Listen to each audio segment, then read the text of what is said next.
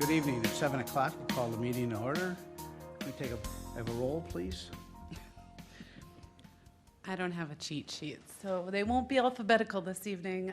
Commissioner Larson. Here. Commissioner Steeler. Present. Commissioner Young. Here. Commissioner Miller. Here. Commissioner Brink. Here. Chair Gerard. Here.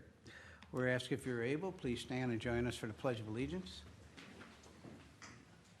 Pledge allegiance to the flag of the United States of America and to the republic for which it stands, one nation, under God, indivisible, with liberty and justice for all.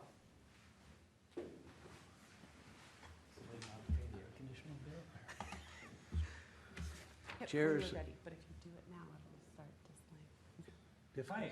Difficulties? No, No, Oh, we're okay. getting it figured out. we're Thank fine. you. Chair is looking for a motion to approve the agenda as presented or with changes. So moved. I have a motion. Do I have a second? Second? I have a motion and a second. It's a non-debatable motion. All those in favor signify by saying aye. Aye. Opposed? Abstentions? Motion carries unanimously. Chair is looking for a motion to approve the consent agenda considerations or to pull them. I would make a motion to remove the planning commission meetings from the consent agenda. Do I have a second?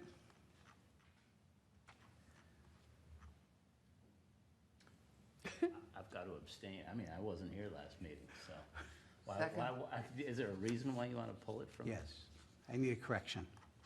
Okay. I have a motion and a second. Discussion on the minutes on page 4 of the report under, the motion was seconded.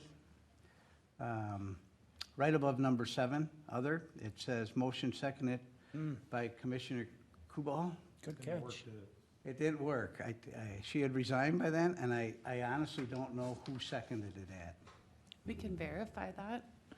That's Would the you only- like us to bring those back before you then to, No, just correct it is all I ask. okay. With that, any other discussion?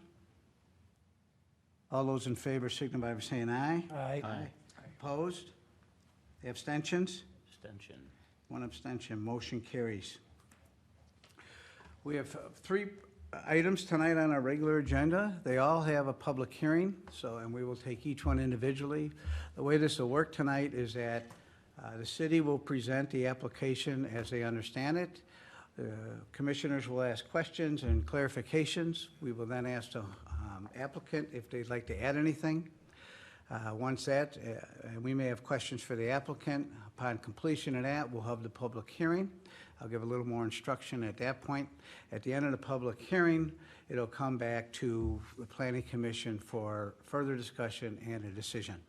So with that, we have item 6A, public hearing for a zoning ordinance text amendment for contractor yards.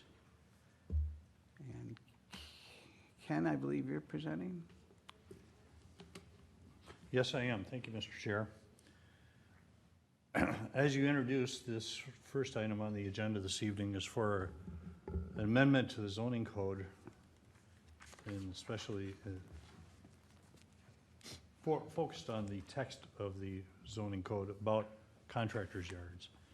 And this was brought to the city by interstate companies, and their site is here on Forest Road, just south of Highway 97. They recently acquired the property to the south of them. I'm gonna zoom that out a little bit. And have in fact started using it for part of their operations. And currently in the zoning code, we don't have any language that really addresses what they do as a business, and we're calling it, by definition, a contractor's yard. So they brought forth a request to amend the zoning code to add contractor's yards, and as well, they applied for a conditional use permit and site plan approval to expand their operations into the property to the south that they now own. Initially, we thought we could, as a staff, we could process all these together. However, the city attorney advised us that we really need to get the zoning code amended first, set the conditions, performance standards, and then consider their applications for the conditional use permit and the site plan approval. And they understand that, and we've extended the time period for the review of the project. So tonight, we're just focused on the zoning code or zoning ordinance text amendment for contractors' yards. And we'll bring back later, assuming the city council approves the amendment, the site plan approval and the conditional use permit. So what we did, we took information that they provided and we studied in our city code how zoning code, excuse me, text amendments can be processed, what kind of standards do we look at, what are the steps to go through, and page 2 of your report has several bullet points that the code outlines for reviewing or considering a amendment to the zoning code. And in a very short summary, this proposal meets all those standards that are required for that. And part of that, so really the code amendment really has two parts. I'll jump into that. There's a definition of what is a contractor's yard, and then where could those go, excuse me, and then if they're going to go in the city someplace or places, under what conditions or standards. So we're proposing, and this is on page 14 of your particular report, a definition for a contractor's yard is an outdoor storage area used to store or stockpile construction equipment, machinery, or supplies used by the property owner or tenant for off-site construction or similar professions. Definition goes on to say, this definition does not include the lease, retail, or wholesale sales of construction or home improvement equipment, machinery, or supplies. So really similar to what Interstate has now, it's a big staging yard. That's where they have their stuff, they have their equipment, they have materials, and then they go out and do maintenance, repair, service at primarily commercial industrial properties in the area. And that they want to continue to do that. And so we've crafted this definition to help them. And I should point out that while these folks, Interstate, made this request, we're framing the proposed amendment so it could work potentially citywide, not just for the benefit of this one property owner. So then diving into the code amendment itself, what we're proposing, and again, based on what they requested and what we think as a staff makes sense, that these contractors' yards be in the industrial zoning district only right now, and that they would be approved by conditional use permit by the planning commission, and then there's several standards for use. There's 10 of them that we're proposing on, which are pages 17 and 18 of your report, that they're a permitted accessory use only. So first of all, we don't want, our intention is not to have someone buy a 10-acre property, set up a big outdoor storage construction yard, and not have their business office or building there. So it's an accessory use. Minimum lot size of 2.5 acres. They have to have frontage on a street, a public street or highway. That they be located at least 150 feet from residential land uses. That there's screening of the exterior storage areas from public view or residential uses at least 90% opaque for all year. We would review the stacking or storing of materials, the height, as part of any conditional use permit application. The thought there being that there might be some places where we don't want material stored more than, say, 10 feet high. There might be places out in the middle of somewhere, we can't even think about, where if they want to store materials 25 feet high, it's not going to affect anybody, that might be fine. So we're going to take that on a case-by-case basis. Make it clear that it's not, junkyards are not allowed. We don't want people bringing in cars and then tearing them apart, or motor vehicles. That there be a maximum lot coverage of 90% impervious. That the storage area must be improved with a dustless surface. We don't expect these storage yards to have blacktop or concrete because they'll get beat up, they won't last. But yet, they have to have some kind of dustless material, which, well, I've been told is often used as trap rock for that. It becomes a hard surface, but yet it's less dusty than typical gravel. So that's a real short summary of what we're proposing in the ordinance itself. So again, it'd be an amendment to the code. These would be conditional uses, subject to those performance standards. We're recommending tonight then for clarity, and this is on page 9, that you'll open the public hearing, take comment, close the hearing, and then discuss the proposed ordinance. Then make a recommendation to the council about the proposed ordinance for contractors' yards. And as a point of clarity, I think it's important that the commission also formally table action on the applications for the conditional use permit and site plan, because those were advertised and they were part of the original applications. And if anybody came for discussion on those items, again, that'll be tabled to a later meeting, but I think to have it on record that you're tabling those will be a good thing. So with that, I will stop and take questions on the proposed ordinance.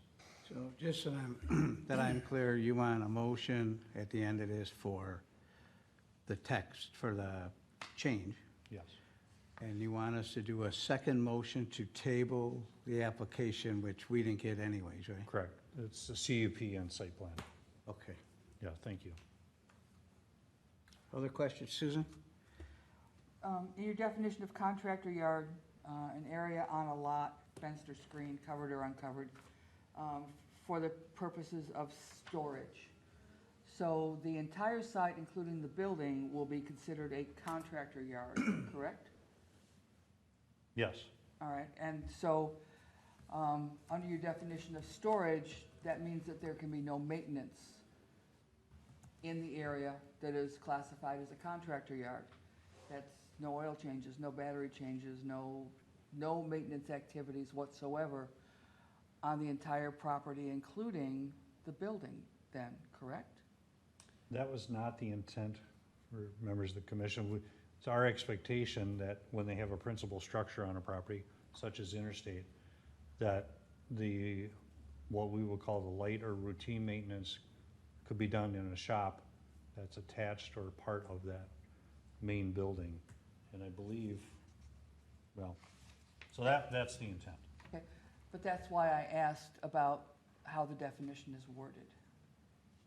And I guess we're interpreting maintenance of vehicles that are used as part of the business as a accessory use or a minor part of the operation. Then I would suggest adding the word maintenance.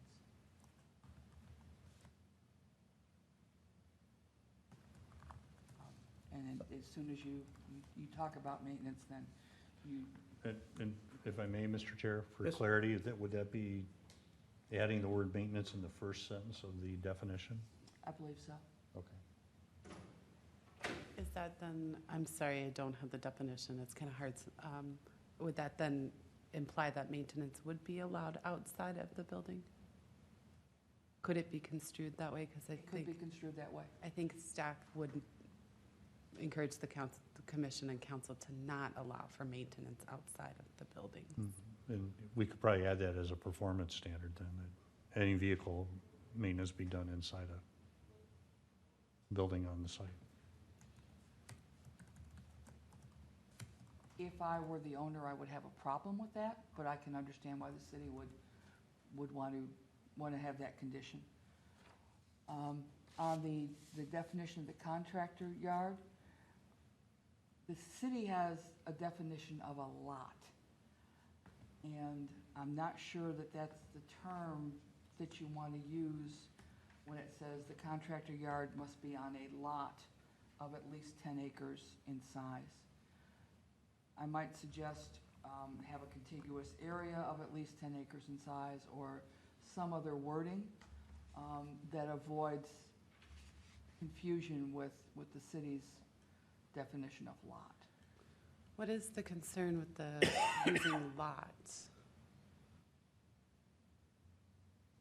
when we say lot, we mean a specific tax or zoning or land description. Yep. And when we're looking at 10 acres,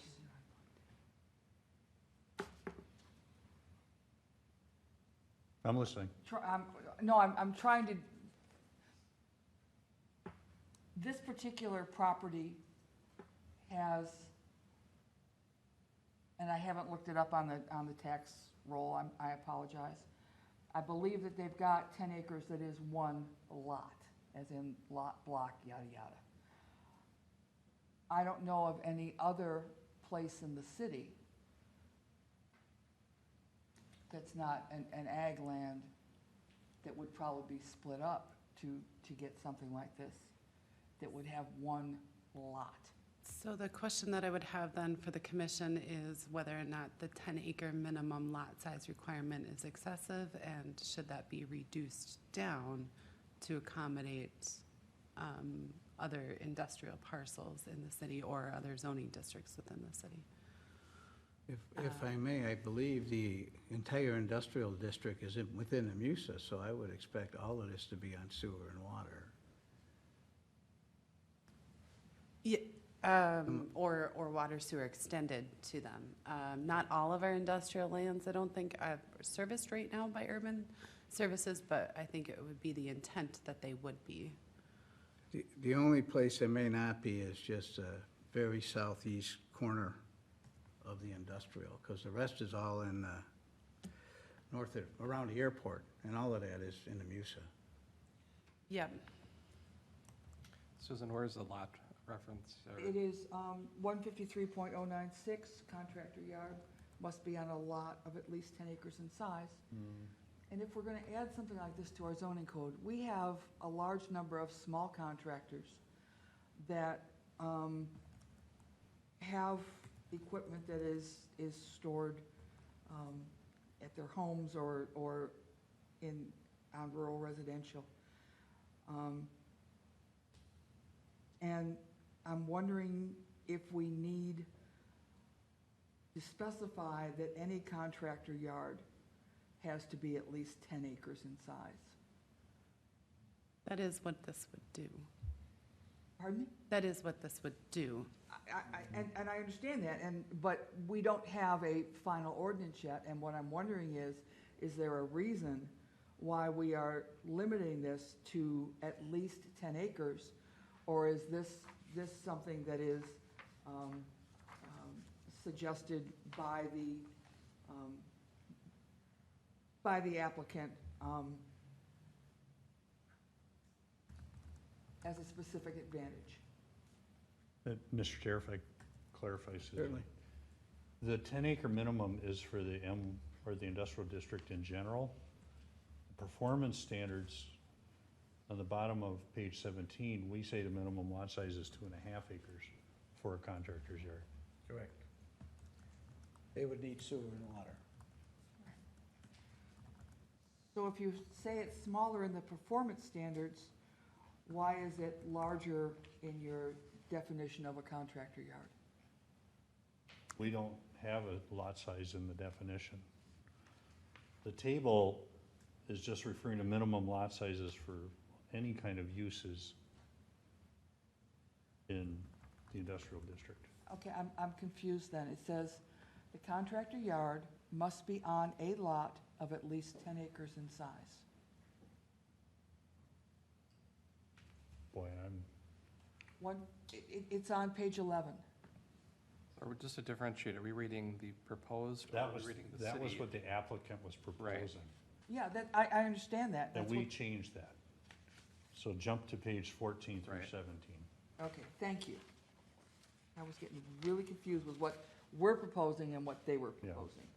We're 14. proposing 2.5 acre minimums. That That's where I helps me couldn't, out. that's where I couldn't find the lot. Yeah, I that was helps me confused out a what great what you were deal then. referencing there. And just back to the use of the term lot, that's a term that's defined in the zoning code already, and that was strongly encouraged by the city attorney to be consistent with that. Okay. what I was struggling with was the 10-acre one lot. Other questions of Thank staff? you. I have one on Fenway abuts the industrial district, and it's all residential to the west. Are there any properties there that are eligible to be contractor yards? It's a little dicey to know exactly what's still left available over there. And so and I don't know if there's a 2.5 minimum. And then what comes into question is the distance that we have to be. We have to be 150 feet. Is that to the beginning of the yard or the beginning of the lot? Generally, we measure our setbacks from lot line to lot line, so I think that this commission could determine if you'd want it lot line to lot line or to the use itself. But the properties that are abutting Fenway Avenue, if we did lot line to lot line, would not be eligible because there's less than 150 feet of distance between I them. was just looking where the 150 is measured for, because then those two parcels that I think are still available would be. There are a total, I think, of 4 parcels still, 2 that are publicly owned and Right. one that is, 2 that are privately owned. But for it says Fenway there, those two would not be eligible. They'd be we would- really close to these. Yeah, we would want to clarify as measured lot line to lot line or use to use. I think I'd have to double check to see if our setback definition clarifies how we measure that from. It's not the most common in our performance standards to have that setback requirement. Typically, we think lot line to lot line, but without spelling that out, I could see how there could be some questionable interpretation. Did we get enough of those? We don't need any more of those. Any other questions of staff? It's the applicant, I don't know if they're here, do they wish to add anything? Mr. Chair, I received an email earlier this week, said they were supportive of the ordinance, but didn't feel a need to be here. Okay. So if you had questions for them, you have to hold those till when they apply. So this is a public hearing. We ask that if you wish to speak to this application, please come up to the podium, state your name and address for the record, spend a couple minutes giving your thoughts on the application. Once we have heard everybody, we will close the public hearing and bring it back for further discussion and a decision by the Planning Commission. So we'll officially open the public hearing at 7:23 PM. Does anyone wish to speak to this application?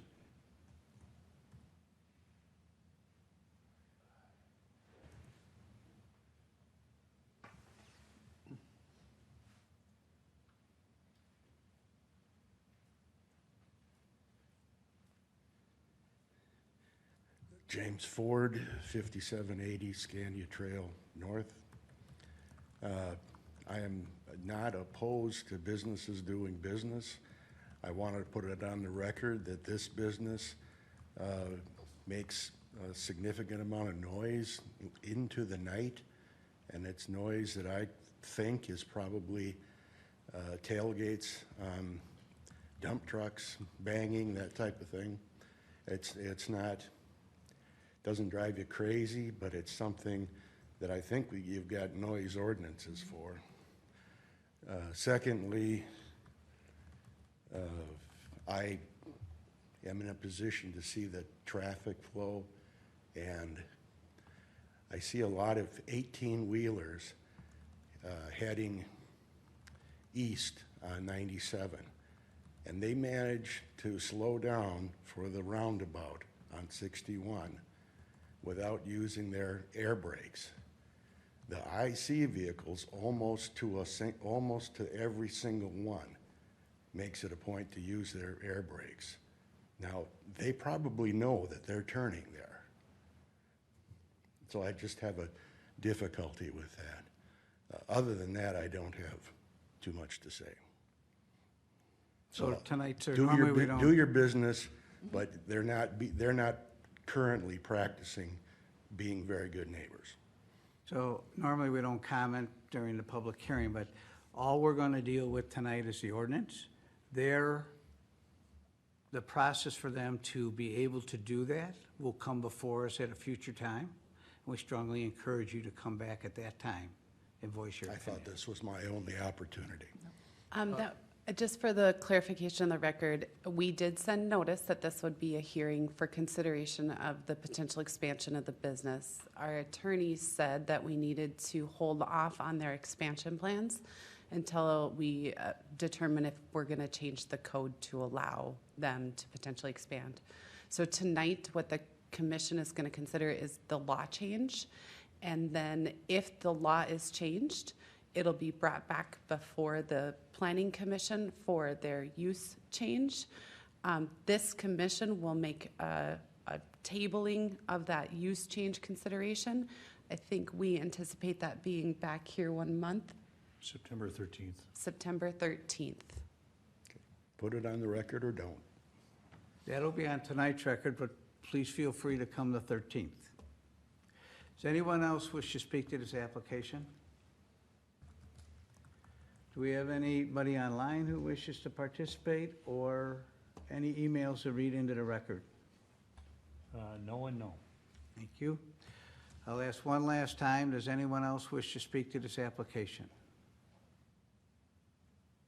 Seeing no one come forward, we'll close the public hearing at 7:26 PM. Commissioners, what's your pleasure? Susan? Quick question. Number 7 in the actual ordinance that I'm supposed to be looking at, it says no junkyards. Could you help me understand how that's going, how you're going to define junkyards? And having hung around more than 1 or 2 contractors' yards, there's always a dead vehicle someplace on site.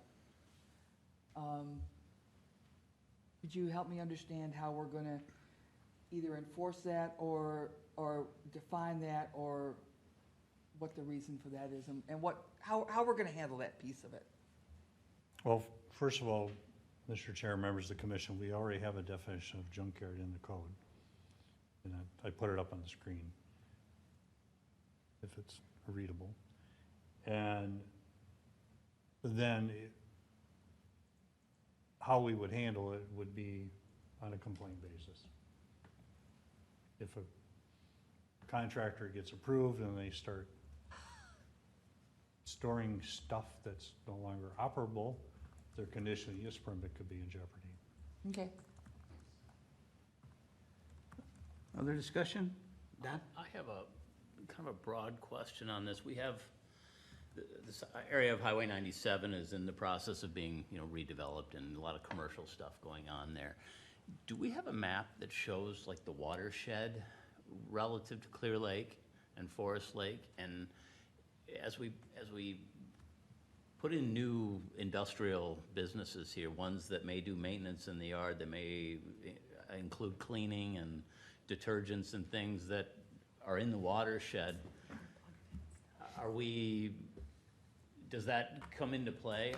Again, this is probably down the road when their specific CUP comes in, as opposed to the overall ordinance, but I'm just wondering if we take that into account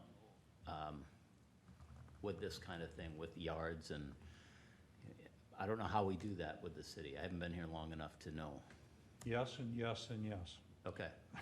The So city of- it is addressed and it's acknowledged, and Yes, we look and, at it. and the watershed district is also very involved. Okay. And they have submitted some preliminary plans showing stormwater ponding and drainage and Okay. how they'd be managed. Good catch, because it's 90% impervious. Right, and right. Hydraulic fluid and Yeah, oil it's all and gonna, fuel. it's all gonna run in there eventually, and, yeah.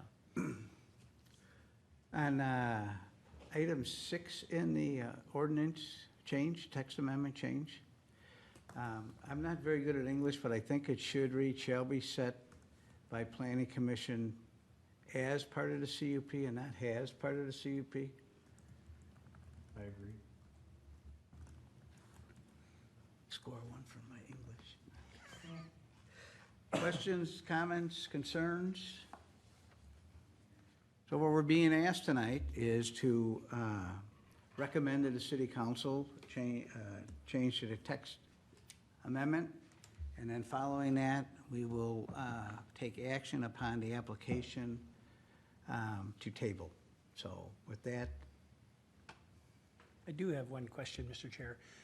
When it comes to contractor yards, can we limit the time of usage on those yards? Or is it just based on the city ordinance? Like what time they can start work and what time they have to end their work? correct me if I'm wrong, Kim, but I believe in the CUP, we can have hours. You can grant a CUP with conditions that are reasonably proportionate to the request that's being made. So if they're asking for a contractor service yard, and you believe that there is reasonable conditions to apply for timing, you can do that. That said, we did discuss that, and everyone's gonna be unique. So that's why we didn't put specific hours in the ordinance, because if one site's closer to residential versus another one, there should be some flexibility. And our legal counsel did advise that that is something staff should guide the commission and council through in each individual instance.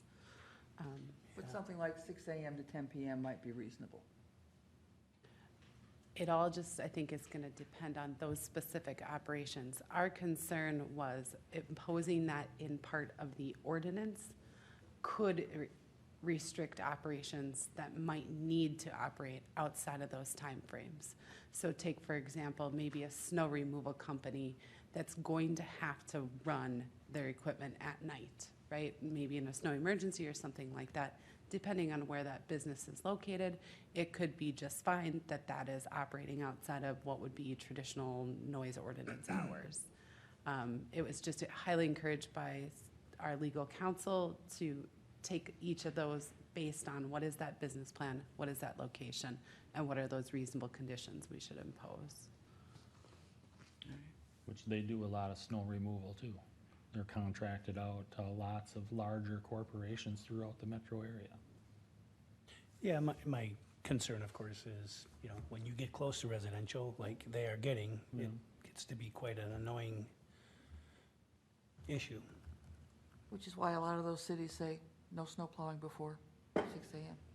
Yeah, well, they don't necessarily plow their grounds, but their equipment leaves that facility, so, Just a thought to consider. Yep. yeah. Other questions regarding the ordinance?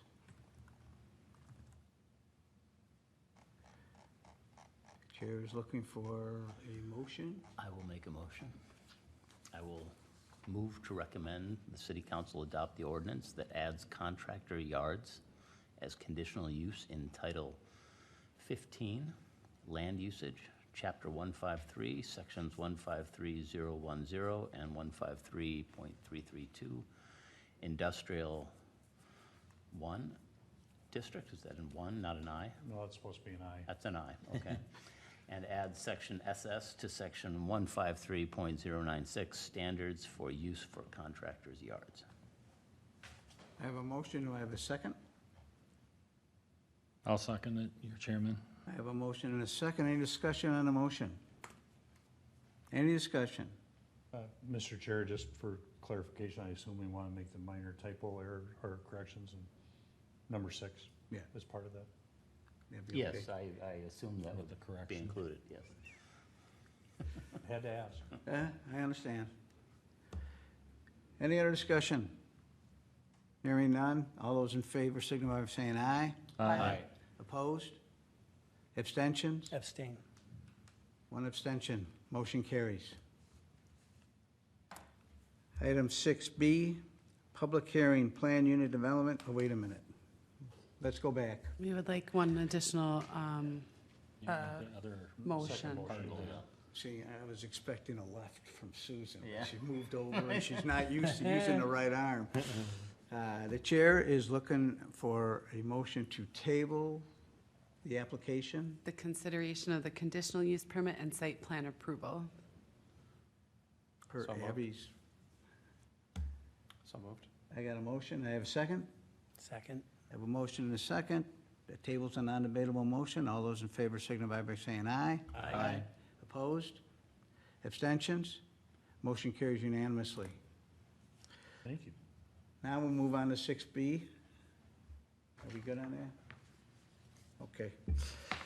Public hearing for a plan unit development final plan, Headwaters Land Group, PIN number 30-032-21-21-0006. Abby, I believe you're presenting? I do, yeah, I am. I do. Oh, it's been a long day.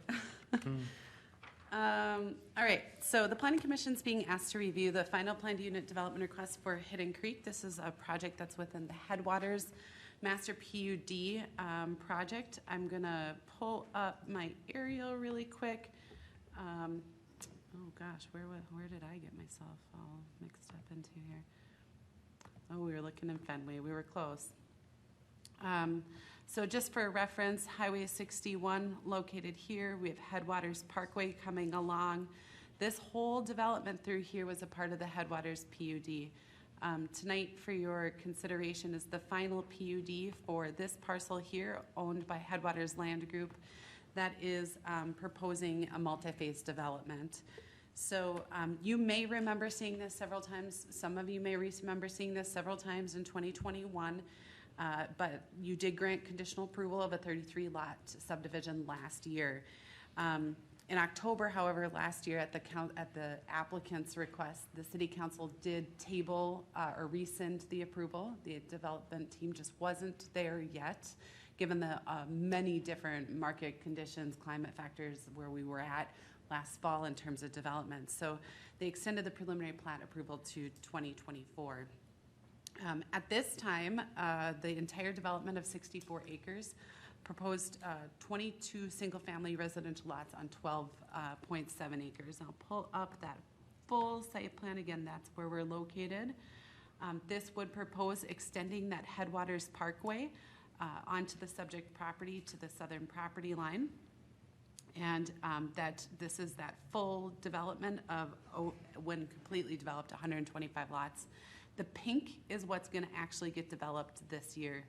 That Headwaters Parkway would be graded out and developed. We'd have a roadway going up with single-family lots on each side. Let's see, and then subsequent phasings would build out the rest. The phasing schedule shown here is 3 phases. The development team thinks they could do it in 2. But what's before you tonight is the PUD for the total of 125 units, phase development, the first plat tonight of that 22 lots that we've been that I mentioned. Earlier this year, summer, the development team did have a meeting with the City Council. They wanted to talk about reduced costs associated with the roadways in here. Headwaters Parkway is a major collector roadway. It's a pretty big road, as many of you might remember as part of this PUD. They wanted to talk with the City Council about the reduction of the costs associated with roadways and the potential for roadway cost sharing in this location. Council wasn't favorable to cost sharing, wasn't favorable to reducing roadway widths of Headwaters Parkway, but did express their willingness to consider reduced roadway widths internally that would be in alignment with other residential development within Headwaters PUD. The Headwaters PUD development did call for some of the portions of those single-family neighborhoods to have 30-foot roadway widths. So when we're looking at the overall, the land use density units, it is guided for low to medium density residential units, which is supposed to be 3 to 6 units per acre. The entire development's at about 2.9 units per acre. This phase is 1.73 units per acre. As many of the members of the commission that have been on the commission for a while know, it's really hard to achieve our densities. However, on average, as a community, we're balancing out at that 3 to 6 units per acre. Looking at the Headwaters Master PUD, this was a really large PUD, 620 acres in the development. As part of that, we did say we could have reduced lot size standards, about 7,000 square foot for single-family lots. Staff did note on the second page of your staff report, I don't know what page that is in your packet, a table showing what the MXR1 standards are, so that's the zoning district that it's in, and where it's fitting with those minimum standards for the Headwaters PUD. As you can see, we're fairly close in alignment with where we were with the alterations to the MXR1 district we made earlier this year.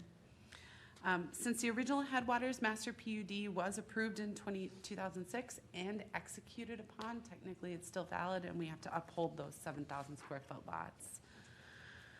Parkland dedication, the developer is proposing parkland. This is something that the commission has seen, so there would be, oh, I want to get in there but not get, so there's 3.18 acres being proposed as part of this development that would be accessed right off of Headwaters Parkway. There would be access point at the farthest west entrance and then also potentially future access off of the parkway. This lines up really nicely with land to the south of the property where we could add additional parkland for a larger park that would service this neighborhood. So our code indicates that they have to dedicate 10% of land for parkland dedication. This doesn't meet the requirement for full dedication, so as part of the development agreement, we'll look at phasing in the parkland dedication requirements of the land and fee in lieu as appropriate as each phase comes forward. So you'll see some of that again as future plats come back. Future plats don't come back before you. I apologize for that. I think they just go to the city council. Noted in the staff report, the woodland preservation, landscaping requirements, and signage. None of that is needed at this time. This is active farm fields. We've got some wetland areas. There's no trees really to preserve out there. We are preserving quite a bit of outlot area for our natural resources on the site. Landscaping will be required by each of the individual lot owners at the time that those individual lots will be developed, and there's no signage specific to this neighborhood. We did notice for a public hearing. To date, we have not received any comments on the actual PUD plan or the plat. We have heard from some neighbors that have just been kind of curious what's going on in the neighborhood. I noted in my plan they have received conditional approval and are started to move forward with grading and being ready to grade on the site.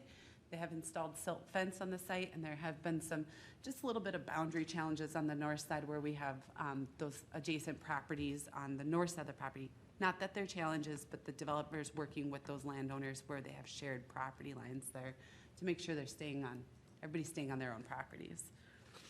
The next steps tonight, you're being asked to make recommendation on the final PUD, then also the plat and development agreement will be heard before the city council. All approval conditions, development documents recorded before any work would proceed, other than the city council has granted approval of a grading permit so that they can start mass grading on the site. It is their hope that they would even potentially still have a model home started constructing on the site this year for spring full construction, spring sale season. So working through the PUD review criteria and their engineering comments and watershed comments as noted in my staff report, city staff and the watershed have been working closely with this developer, even though they asked for that rescinding last fall. We've been working with them through the summer to make sure that the final plans and specifications conform to the city standards, and they have received conditional approval from the watershed district. So they are moving right along hand in hand with our engineering firm, with the watershed district's engineering firm. Overall, we find the application is compatible with the city standards and previous approvals, and so therefore we recommend conditional approval of the item. Staff does note 6 conditions that we would encourage this council or commission to forward on to the council to ensure that that final PUD is in conformance with city codes and standards. Development team is here. If you have any questions for them this evening, do you have any questions for me? Questions of staff? Kevin? Abby, when it comes to the building permits that we issue, do we have requirements in there for the landscaping? You had indicated that the landscaping was gonna be done by the individual owners. Yep. So what protection does the city have or the contractor have that that's gonna get completed? We write it right into the development agreement with the landowner, the current landowner developer. That gets recorded against the properties. Then that gets recorded against the big property. The plat comes in, each individual property is subject to those. So then we review at the time of building permit submittal. We do also require grading and landscape escrows to make sure that those future improvements conform with the needs and desires of plan approvals and city code requirements. Thank you. Susan? You mentioned that they've started grading. I don't believe grading has actually started. They have received approval of our grading permit. We're waiting on confirmation from the watershed district. They have installed the silt fence. This is part of the Hardwood Creek up headwaters. And there has been a project with Mississippi Watershed Management District that has been evaluating Hardwood Creek for the past 17 years. Now, over the past few years, we've seen significant degradation in the environmental parameters of that. So I am hoping that the city will be very diligent about silt fencing and maintenance of silt fencing throughout the project. And as the homes are constructed, making sure that those home sites and runoff from those homes as they're being constructed is carefully managed.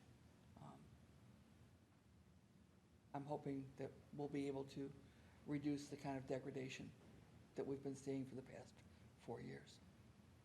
If I might just note, Chair, Commissioner Young, for the record, we partner really well with our local watershed districts. Watershed districts have their own erosion control, sediment control requirements as well. Their inspectors are out almost, and our engineering inspectors are out on an almost daily basis when these sites are moving. And so we will make sure that those are upheld.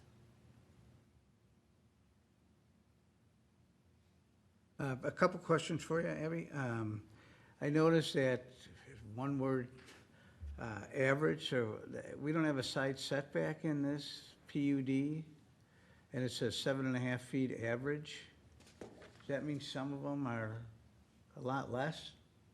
I think what it is this was a PUD where we said they can be as close, 5 on one side but 10 on the other. I'd have to verify again with the development team when they're here. Part of this was a report written by Nathan because we've gone through final PUD, and I will admit that I utilized former interim zoning administrator staff report, so we can verify with the development team. I do think that they actually have platted them all out, though, as 7.5 on each side. Okay. And then my last is, refresh my memory, does this PUD require sidewalks or some kind of a trail? Oh, yeah, for sure. So there will be actually a trail along Headwaters Parkway on the north side that will lead up to a sidewalk on the west side. Forgive me, I don't know this name of this road through here. That will connect over and up into the, I think it's Timberwolf Bluff neighborhood or whatever this neighborhood is to the north there. Is that Fenway? No, Fenway's, this is a new street. Fenway is further west, so this is the extension of Headwaters Boulevard. So we'll have that, an off-street trail along Headwaters Boulevard that will connect up, then sidewalk up into the neighborhood to the north. And Fenway is to the east. Yeah, sorry. Yep, Fenway is this one here. Fenway is only developed Yep. to that southern leg of the roundabout. All right, other questions of staff? Hearing none, if the applicant is here, that they wish to add anything, we'd like to invite you up. Please state your name and address for the record, please. John Dobbs, good evening again. For some of you, I've been doing this one for a while. Yeah, we're on 355.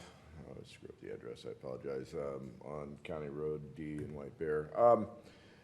Abby did a great job summarizing. I'm here to answer any questions you guys may have. You know, functionally, the design is exactly the same as it was last year. Did a pretty thorough job between the Planning Commission, City Council, and neighborhood meetings trying to make all that stuff work. The only difference is that last year, the supply chain in particular, not to mention the interest rates, made 65 lots in one shot a little scary for a whole bunch of people, including the builder. So we regrouped and shrunk it back down. Yeah, working with Rice Creek Watershed, not only does the city have guarantees, financial guarantees, that we're gonna keep all that up, but so does Rice Creek Watershed. I've gotten to know them real well. They also have 50-foot buffers along the edge of the wetlands. And double silt fence down on that side. So I'm here to answer any questions if people have them, and I'll make it that brief. Questions, the applicant? Could you answer my question on the side yard setbacks? Yeah, in general, it was discussed 7.5, but after working with the builder, I think it's 5 and 10. The only fluctuation and I'm stretching my memory on this one, was it might make some sense in certain lots to move things further from the wetlands, further from drainage areas a little bit, so that maybe that would flip. But that was kind of where the original 7.5-foot thing that was mentioned came from, but builders tend to think about things in black and white, so it is 5 and 10, and it's been platted that way now. I'm just looking for the 15 feet total. Right, so that's how it's platted. Okay. On a similar chart, it says proposed by developer minimums, it says lot width 65 feet. Abby, are you able to look at lot number 3? Is that 65 feet wide? I just happened to look at, if I was looking at the right.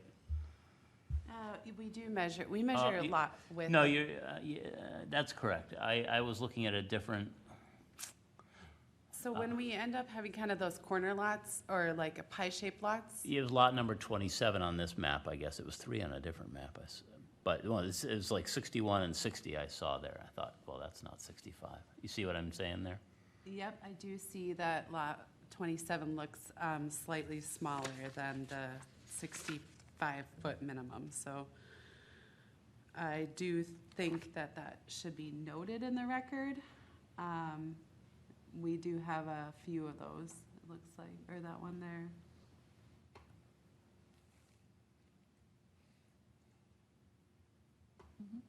I don't know if there's anything that can be done, but I just thought I'd bring it up. Drop a lot, divide it out. Other questions for the developer? Thank you. We may have some and call you back up. Thank you for coming this evening.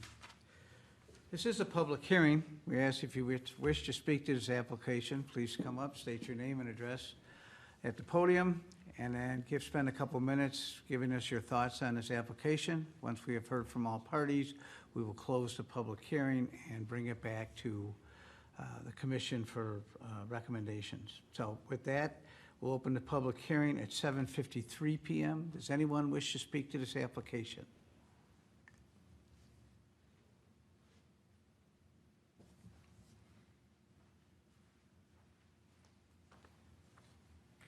Tom Campbell, 4791 200th Court North. Just want to put concerns, I don't know if it's too late at this point, but just the lot size reductions, not a fan of, and I know the other neighbors around there weren't either for reduced lot sizes on there. So if I can clarify, you're telling us that lots are too small? Correct. Okay, thank you. I mean, the one issue on the properties on the north side, I mean, majority of that, there's five lots that span across that, and now you're putting 65-foot lots up against, majority of that is 5 lots, so it's just a lot of separate properties on there that are butting up to 5 different yards. Thank you. Yep. I'm biting my tongue. Does anyone else wish to speak to this application? Do we have anyone online or any emails to be read in? No emails. And no one online. Thank you. I'll ask one last time, does anyone else wish to speak to this application? Seeing no one come forward, we'll close the public hearing at 7:55 p.m. Commissioners? What's your pleasure?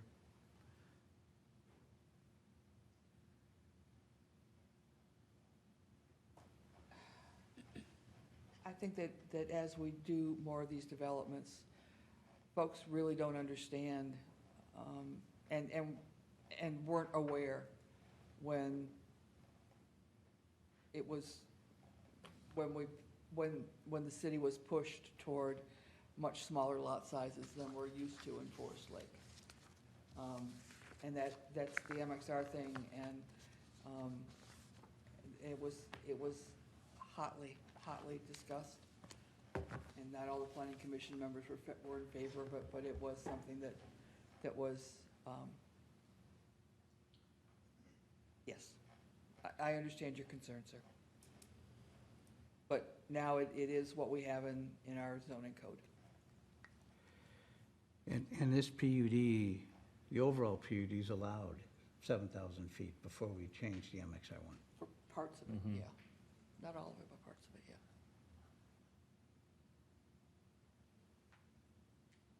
Other discussion?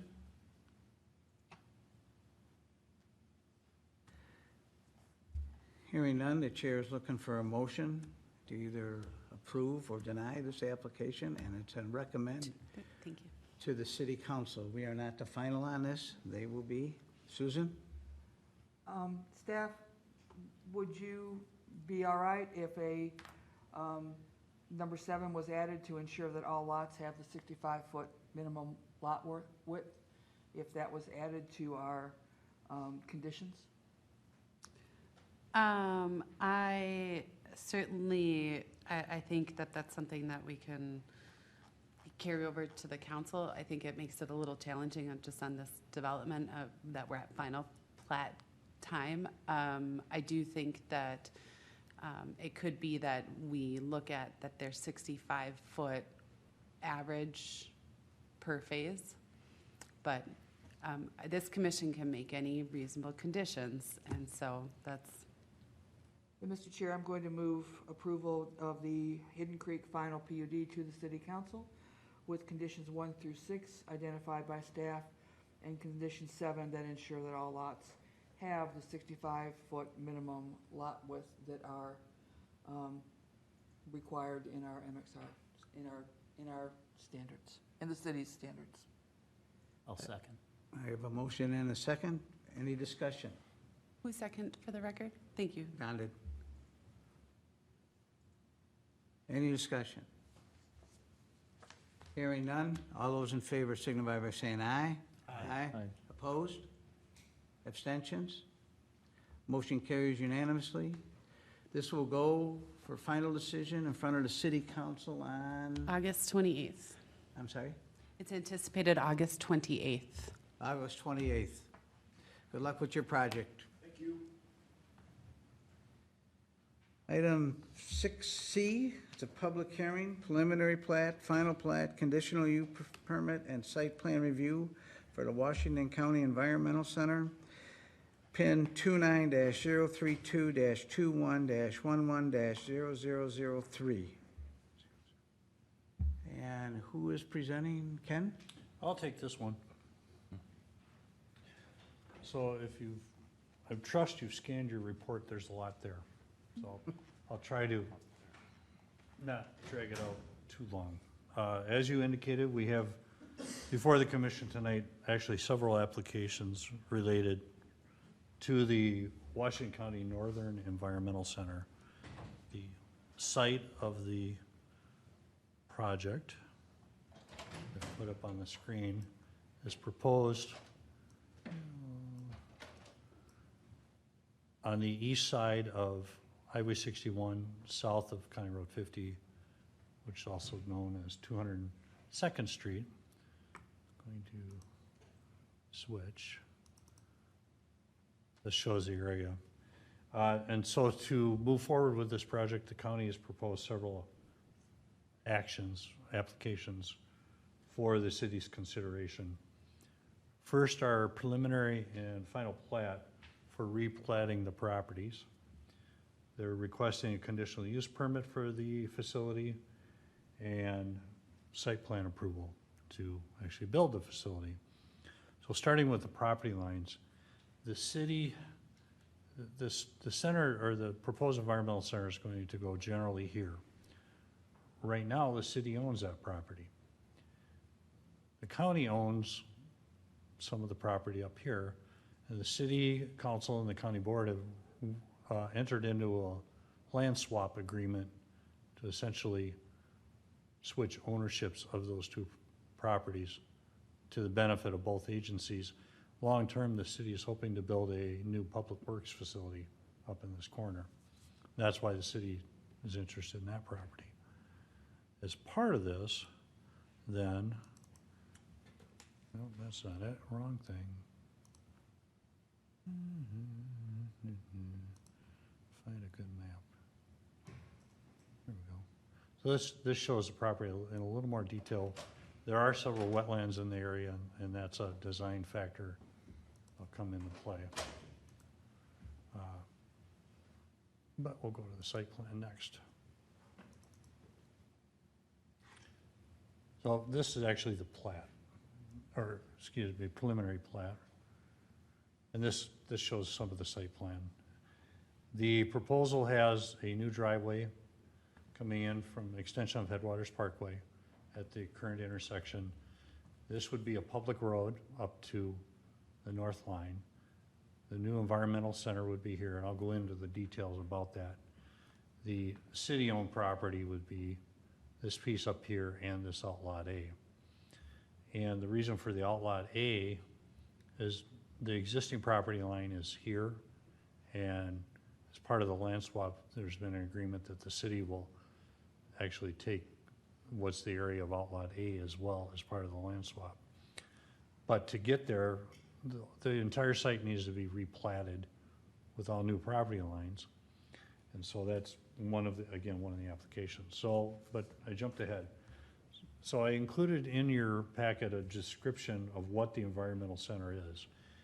And really what it is a drop-off facility for residents, and it's an important thing, it's not intended for businesses, to be able to drop off hazardous materials and ensure that they are disposed of safely. It's a drive-through facility. I'll zoom in a little more. For anybody that's been to the one in Woodbury, it's very similar to that one. Although up here, I'm sure not many have. So the idea is you would drive in this way, this would be private driveway, again, this would be public street. Come in around the building, all the way over here, come around, and then go in here. This is a canopy that's overhead of two sides of the building. This side is their offices and locker room and a couple of meeting rooms, parking out here for staff and visitors.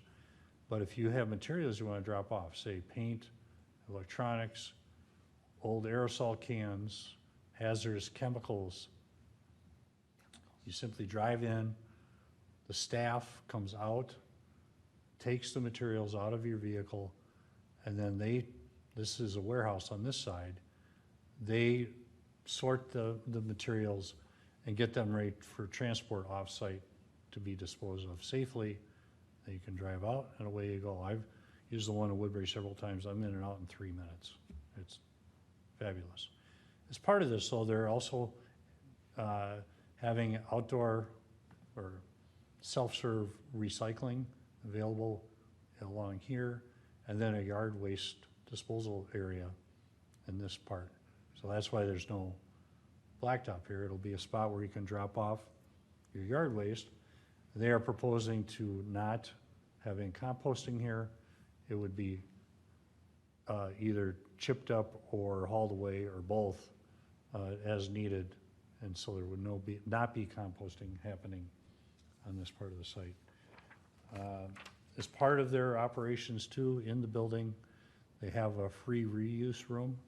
So if you have, say, a half a gallon of latex paint that might still be good, it can get put in here, and then if somebody likes your chartreuse paint that you no longer wanted, they can take it for free and use it for whatever they want. All sorts of materials that can be reused great, they put them on the shelves and people can take them at no charge. So again, it helps dispose of them, hopefully in a safe way. This is as I understand it, there's a multi-county consortium of counties that allow people to use this. So this will not be just for Washington County residents. Ramsey County residents, Anoka County, and Chisago County residents could come here and dispose of their materials. Again, the key is that it's done safely, it's managed by the county and their contractor to dispose of the materials. So back to how do we get this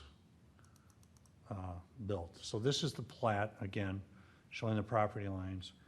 And as I indicated, because of moving property lines and switching ownership of properties and the dedication of a new public right-of-way here, the city required, and the applicants put together a preliminary plat to divide up the property. This shows the existing conditions, which there's a small business out here, there's a farm access right here, and again, the new driveway would come in here. As I showed on one of the earlier maps, there are wetlands that they are contending with. So there's some challenges there, but so far, they're doing pretty well. So the plats will ensure that the proper right-of-ways are dedicated, the proper ownership of the particular lots can be accomplished. Again, the street coming in will be I lost it. There will be the public street, again, for the extension of public Headwaters Parkway. They will construct that as part of their phase, and then the city would take off from there to go into the public works site. We don't have a design for that, but that's the intention.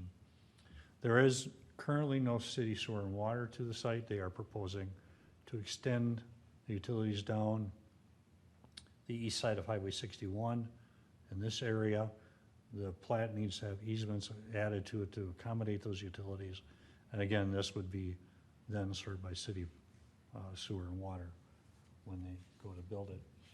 We are not requiring a parkland dedication since it's a public facility used by the public for the public's benefit. They are proposing a sidewalk on this side of the new Headwaters Parkway, and that would be a continuation of the sidewalk that's on the east side of, or excuse me, the west side of Highway 61. They've, and I'll zoom in again a little bit, as best I can tell, met most all the requirements for wetland and wetland buffer. This is the primary wetland on site. There's a couple of smaller ones here. There's a couple of areas in here where they might not meet our buffer requirements. I call that out as a condition. So then we have to look at, so that's the plat, here's where it's gonna go. The city code has standards for recycling centers and yard waste facilities, both listed as conditional use permits. And on pages 4 and 5 of the report, which are pages 32 and 33, in the report 34, I outlined all the various conditions, all the standards that the code requires, and it appears for the most part they're meeting all of the standards in the code. One thing I want to discuss too, or at least bring up, as part of the yard waste drop-off, it wasn't clear to me with the initial application if they were going to have Sunday drop-off here or allow Sunday drop-off of materials. In meeting with their staff beforehand, they said, I think that they would like to have some hours for that. I was not including those in my recommendations. Yes. Susan's nodding her head yes. I know for Ramsey County, for example, they allow from 11 to 5 on Sundays for drop-off. One thing I would want to ensure in the conditions is that there be no chipping of any materials on a Sunday, just for the noise factor, but certainly for convenience of residents, being able to dispose of materials on Sunday does not seem unreasonable. So that would be a change to the conditions. Let's see. Site plan review then and the design review. There's a big chunk of the report that touches on those items. Let's see if I can find some of the building plans. No, there's the final plan. And one more, this one. Yeah. If I keep picking, I'll pick the right one. No, that's not it.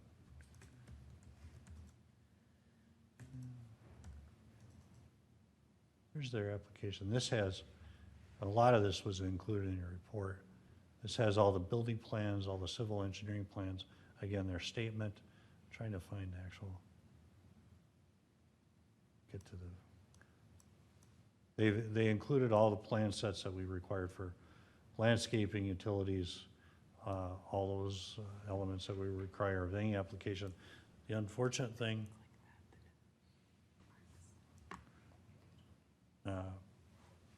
unfortunately, we didn't yet get our city engineer's review of the plans because of timing and workload and such. This, let me see if I, this shows a little more detail of the site plan for you folks. Again, the office facility, locker rooms here, the drive-through lane, which is covered. There's no doors on either end, you just pull through. Their warehouse facility. Loading dock here, again, the outdoor recycling, self-serve recycling, the yard waste drop-off is here.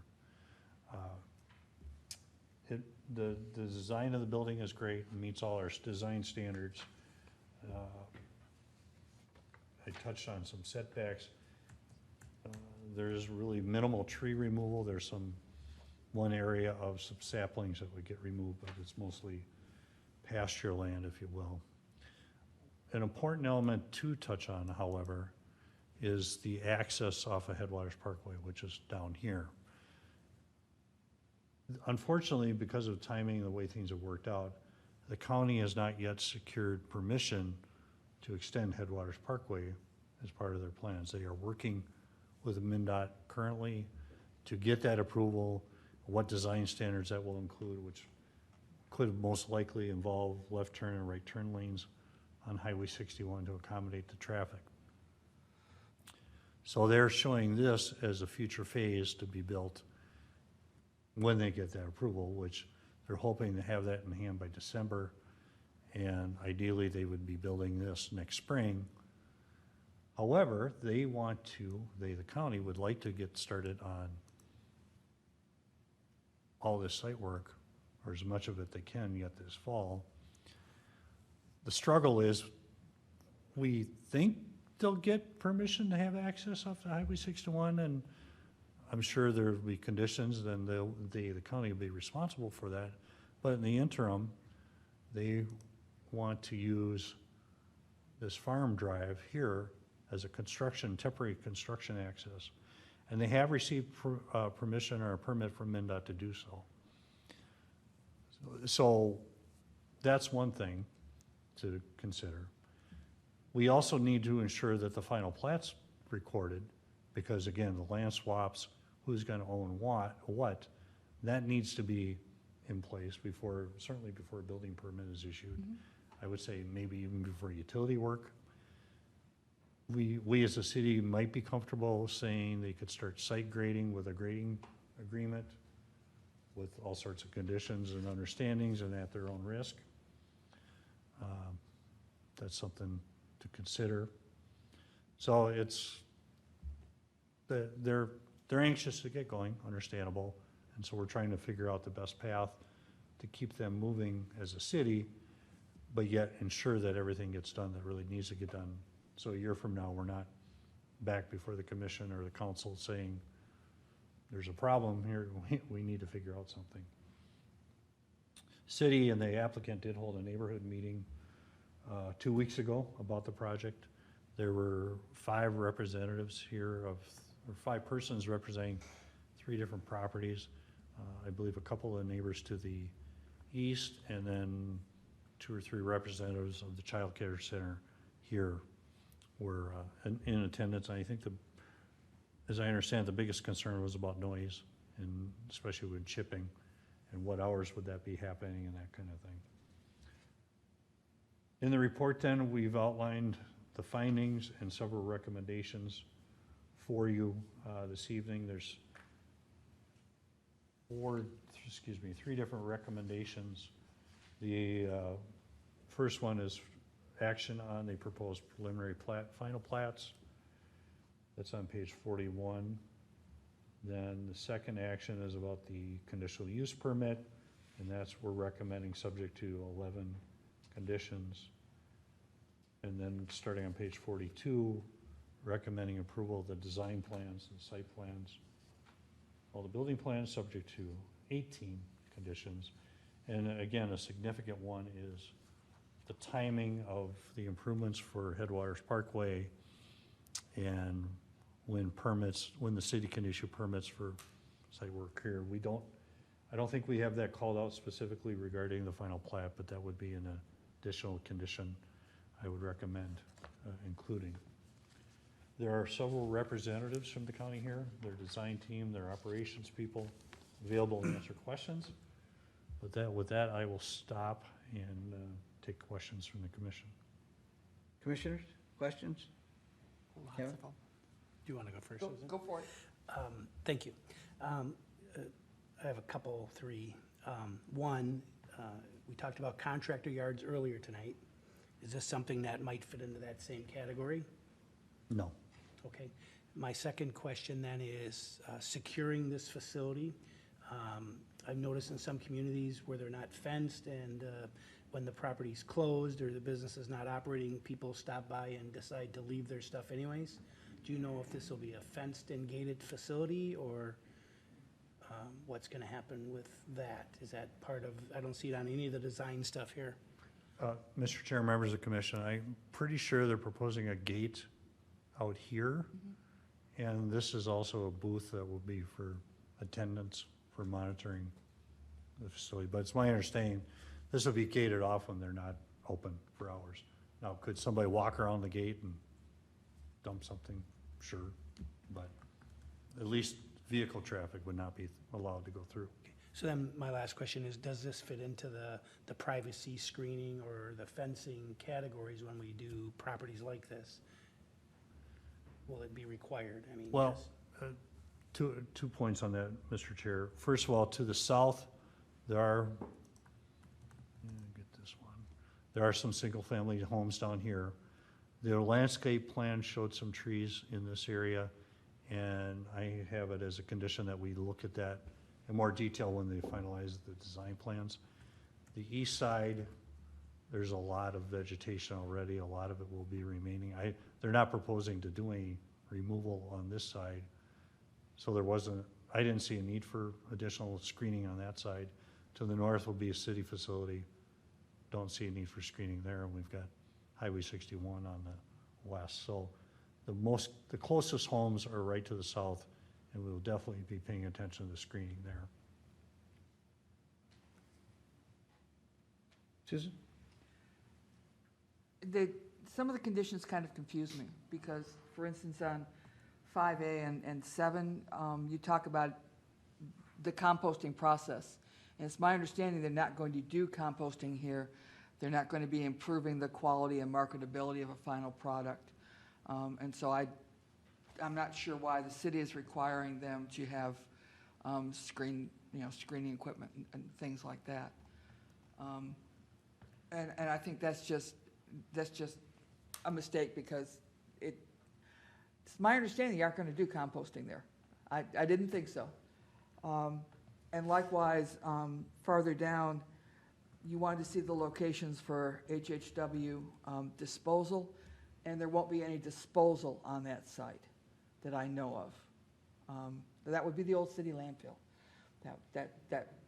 That was where that happened in the bad old days. I am hoping that there will be a sidewalk that goes all along that property to the signalized intersection with Headwaters Parkway. It looked to me when I reviewed it that the sidewalk along 61 would be more limited. That needs to be a full sidewalk from 202nd to Headwaters Parkway along that length. As long as we're trying desperately to get our sidewalks put together, get our bike trails put together, and for the folks that actually do use 61 to get to Headwaters Parkway, that would be really helpful. Yes, Sunday hours. So can we modify your Absolutely. conditional uses to allow Sunday? And if I may, that's condition 6 at the top of page 42, where there's, says no Sundays, so that would be the one to modify. Thank you.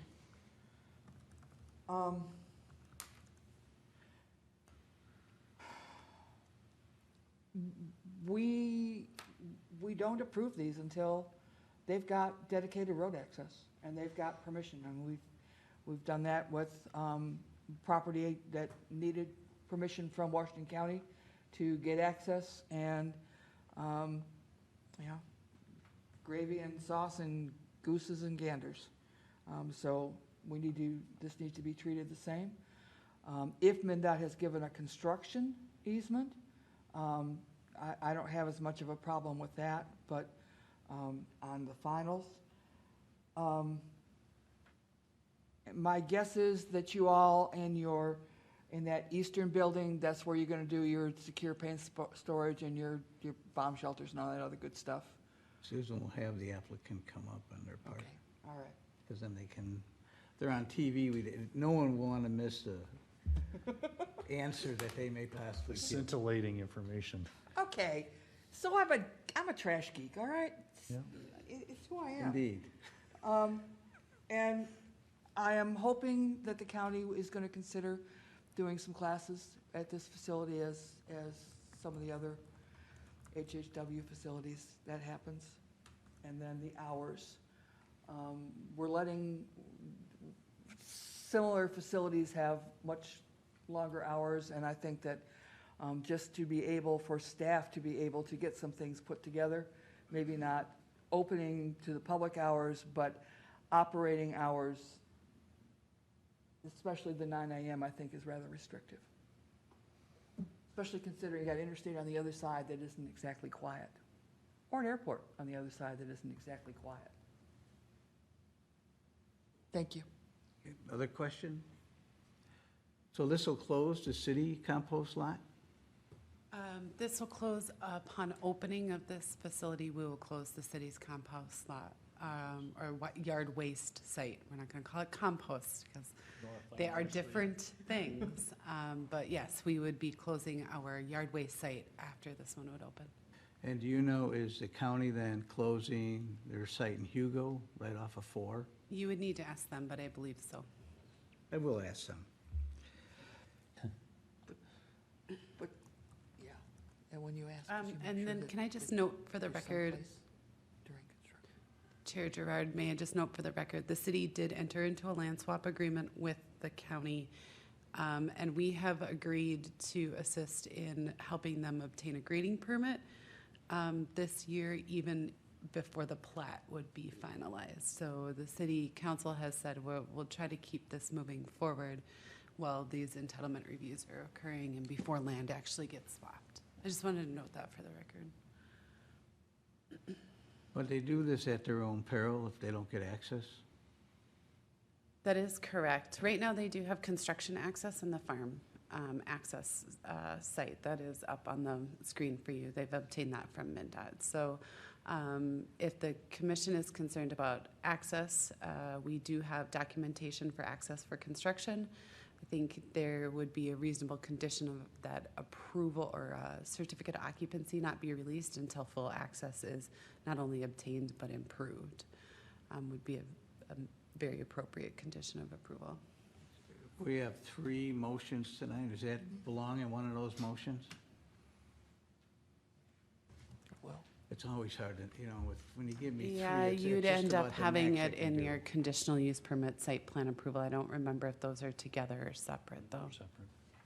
So We- you're, We could certainly add the condition about no certificate until all access is obtained and approved or installed and approved as a separate condition. When we get to that point, we're going to take each one of these individually and we'll discuss some of these Okay. points. sure. Susan? and I guess I'm puzzled as to why there's an issue with Headwaters. They're coming in with their road at that signalized intersection, correct? Yes. Okay. If I may, I think the county, I think they assumed, well, yeah, we should be able to just hook in and away we go, didn't realizing that MnDOT would have a say in that. And especially if turn lanes need to be added along 61 for right turn in or left turn southbound. And what the design parameters would be for those and the permitting process to get reviewed and approved by MnDOT. That's what has slowed it up. Thank you. Any other questions? Hearing none, we know the applicant is here. Please state your name and address for the record, please. Good evening, Mr. Chair, Commissioners. My name is Joe Welter with Public Works at Washington County in the Building Services Division. We're at 14949 62nd Street in Stillwater. I just want to say thank you to the city and the commission for taking a look at this. We've been working very closely with city staff for quite a few years now. So we're here to, and the design team and some of our operations team is here as well to answer any questions that you may have, but appreciate the time tonight and the partnership that we've had with the city throughout developing this project. So I'd be happy to come back up for any questions you have, but just want to say thank you. Don't run away. Question, we have questions, so it's just a matter if you'll be able to answer it or if one of your partners in crime in the back row there need to come up. So, Sounds great. Susan, you can start. Okay, you're not doing composting there. It's strictly a transport, correct? Mr. Chair, Commissioners, that is absolutely correct. Is there an intention to bring back finished compost for community use? Mr. Chair, Commissioners, there's not, I believe. I'll defer to our operations team. Again, I ask to state your name and address for the record, please. Adam Frederick, work at 4039 Cottage Grove Drive where the current environmental center is. We will occasionally bring compost back for distribution. We had a promotion this year, mostly of the organics, the food waste that we get in. We actually paid for some to be brought back to the Hugo site and you could load it yourself. So that'll happen maybe once a year where you'll be able to pick up compost. Don't go away, yeah? Oh, yeah. Okay, Forest Lake is not going to be part of the Ramsey, Washington food waste composting for a very long time. So are you going to have a separate food waste drop-off there? We will have at least 3 dumpsters for organics. What do we call it, Ashley? Food scraps. Food scraps. Yeah, food scraps is the official term, yes. Yes. And several of the communities have 24-hour food scrap drop-offs. Is that going to be available here or not? We'll only be able to have drop-offs because it's on the other side of the gate. So we only be able to have drop-offs during open hours. And that's why the Saturday hours in the wintertime, well, you'll be able to drop off food scraps anytime we're open, yes. Okay. And y'all are going to have Sunday? Excuse me? You are going to have Sunday hours? We are having Sunday hours. When we first started composting, yard waste transfer stations in Washington County, I talked to my cohorts at Ramsey County, and I was talking about what hours to be open, and I was mentioning, oh, we'll be closed on Sunday, and they said, oh, no, you won't, because the citizens will demand the yard waste. It's the nature of raking leaves. You do it on the weekend. You maybe rake on Saturday, bring the stuff over on Sunday. It's very convenient. It's a very popular day. I can't tell you how happy I am that we're not going to have to depend on the 2 weekends in June, that we're going to have something on this end of the county. I think that in terms of residents properly handling household materials, this is going to be a really great improvement, because even I don't want to go down to Cottage Grove for a couple cans of paint. Right, I totally agree, and we've done lots of study on closer to home. That's what the county commissioners call it. I will add that we used to hold our annual cleanup events right here at this mall. Yes, I remember them. A long time ago. That's how long I've been with the county. And if I may, on unattended drop-offs, there will be unattended drop-offs, but because we have staff there 6 days a week, if you drop it off in the evening when we're closed, it's picked up right away at 7 in the morning when we get there. And yes, it's a nuisance and it's hard work for us, but I will bet your Public Works will tell you that unattended drop-offs in the ditch bank of TVs and chemicals will go way down once we're open. Right. And And County Road 50 is an absolute prime location. There's tires or TVs there almost every day of the week. So you'll be open to finalizing what hours you'll be open Sundays with the staff? So if we just put in there Sunday hours per agreement? The environmental center itself won't be open, only yard waste drop-off will be open on Sundays. And again, people will want it. If we weren't open on Sundays, we'd get calls, so. They'll dump it at your gate. Yeah, that's Forest the Lake nature of the hasn't been beast. open on Sundays, and I'm torqued. Really? True. I don't have yard waste. Any other questions of the applicant? Is this comparable to the Cottage Grove site then? Is it larger, smaller? Mr. Chair, Commissioners, this is very, very closely comparable to the site down in Woodbury. That's a nice site down there. And that was our intention. And as you look at the site plans, there is built-in room for expansion too, Yeah. as this grows in popularity. Adam can absolutely speak to it. We've seen massive increases in popularity in the one down in Woodbury. So we do have planned expansion in for this as the program continues to take favor in the community. Very nice. So is the Hugo facility closing then? That would be the intent, yes. After this is, It's correct. I've got a bunch of trees I gotta take down. Other questions of the applicant? We may have some after the public hearing, depending who comes up to speak. Thank you. Thank you. This is a public hearing. We ask if anyone wishes to speak to this application, please come up to the podium, state your name and address for the record. Spend a couple minutes giving us your thoughts on this application. Once the commission has heard from all parties who wish to speak, we will close the public hearing. We will bring it back for further discussion and very detailed proposals and motions. So with that, we'll open the public hearing at 8:31 PM.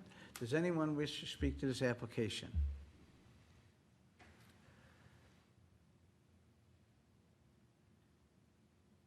Do we have anyone online or any emails to be read in? No and no. Thank you very much. I'll ask again, does anyone wish to speak to this application? And no one's jumped online? None I've seen. Okay.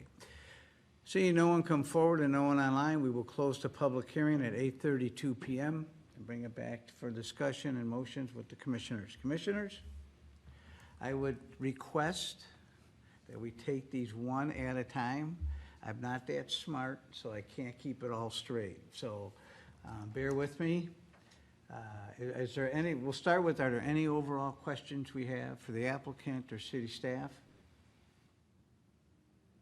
Hearing none, let's start. I'm ready, Susan. Well, no, when we get to the conditional use Yes. permit, I just think that there are things that probably shouldn't be included in it because it won't happen there. For instance, number 7 in there, controlling the decomposition process, and the one up there on the location of on-site of disposal. So I'll just assume that you and the county will clean those things up. Yes? I'll have a comment when we get there. We can clean them up. Well, if I may, Mr. Chair. Sure. I think what you're referring to, Susan, are some of the operational standards that are in our city code and our responses. Yeah. The actual conditions start on page 41 and go into 42 and 43. And I don't think those items you were just speaking of are Okay. in the conditions. And if I'm wrong, Okay, please correct me. no, But I that want the being sucker to said, work. number 6 on the top of 42 will need amending about the Sunday hours. Okay, so we will move to what I would call what they're calling item 1. This would be our recommendation to the city council, approval of the preliminary and final plats for the Northern Environmental Center addition as prepared with the 7 conditions.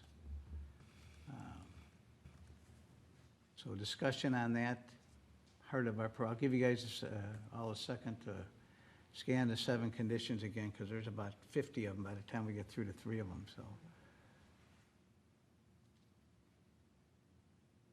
Okay, so You're on the preliminary plat? We are on, no, the preliminary and final are the same. Page 41, we are on. Under recommendations. Well, one of our conditions then,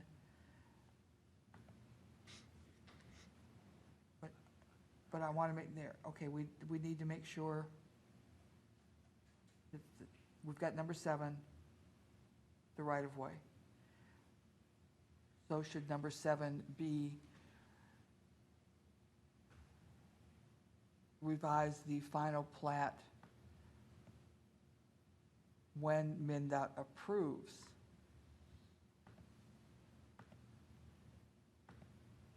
the access and to dedicate the right-of-way to the public? There is no highway, the Highway 61 in this area isn't, at the access point isn't affected, if I remember right. They're actually dedicating additional lands for Highway 61 in this area.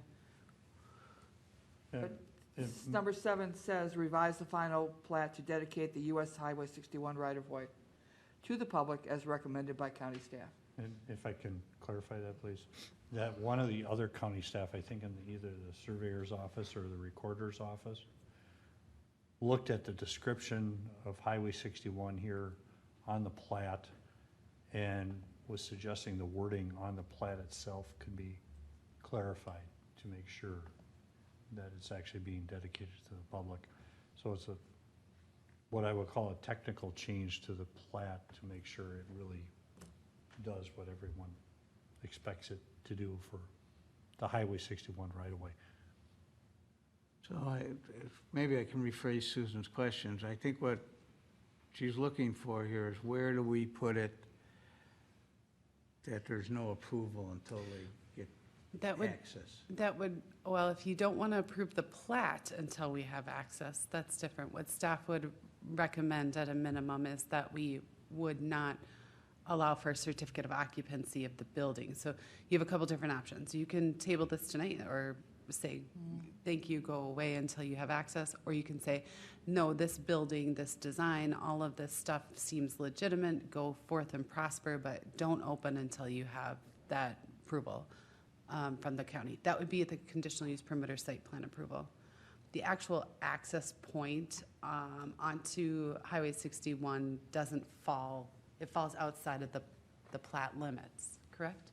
No, it's right here. Hold on, Susan. It's all within the plat. Susan? We have granted preliminary plats and in the past and have allowed grading to occur before final plat was approved. So would staff consider an 8 that final plat approval will be granted when MnDOT access or MnDOT approval of the